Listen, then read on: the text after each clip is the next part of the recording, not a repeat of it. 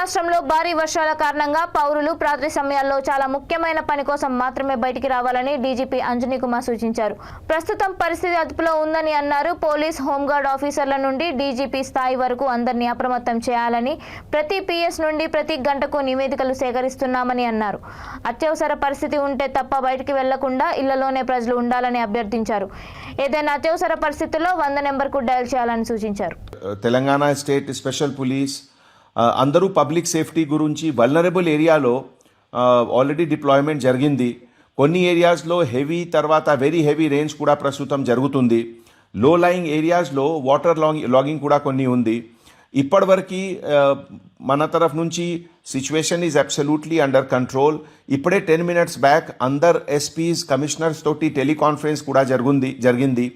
ప్రతి police station నుంచి every 1 hourకి situation రిపోర్ట్కి collection కూడా జరుగుతుంది. ములుగ్ డిస్టిక్లో అబౌట్ 42 టూరిస్ట్ ఒక ప్లేస్లో ఉన్నారు. అందరూ సేఫ్ ఉన్నారు. మన ఎస్పీ గారు స్వయంగా టచ్లో ఉన్నారు అందరితోటి. NDRF team, national disaster response force team కూడా ఏటూ నగరం నుంచి ఆల్రెడీ దారిలో ఉన్నారు. Another 10 to 15 minutes they will reach there. ఇదే విధంగా భద్రాచలంలో కొన్ని సెకండ్ లెవెల్ వార్నింగ్ కూడా ఇష్యూ అయింది. మనుగురు ఏరియాలో కొన్ని వాటర్ లాగింగ్ ఉంది. But everything is absolutely under control. వారంగల్లో రాయపర్తి వాగులో కొంచెం ఓవర్ఫ్లో జరుగుతుంది. అర్బన్ ఏరియాస్లో రాచకొండ, వికారాబాద్, హైదరాబాద్, సైబరాబాద్లో situation is absolutely under control. మూసారం బాగ్లో బ్రిడ్జ్లో ప్రస్తుతం కూడా బ్రిడ్జ్కి 1 feet కింద వాటర్ లెవెల్ ఉంది. So there is nothing to worry about. కొన్ని ఏరియాస్లో నేషనల్ హైవే తర్వాత స్టేట్ హైవేలో minor damages to the road జరిగింది. ఇదిలో ఆర్ఎన్బి తరఫు నుంచి, నేషనల్ హైవే అథారిటీ తరఫు నుంచి రిపేర్ వర్క్ కూడా జరుగుతుంది.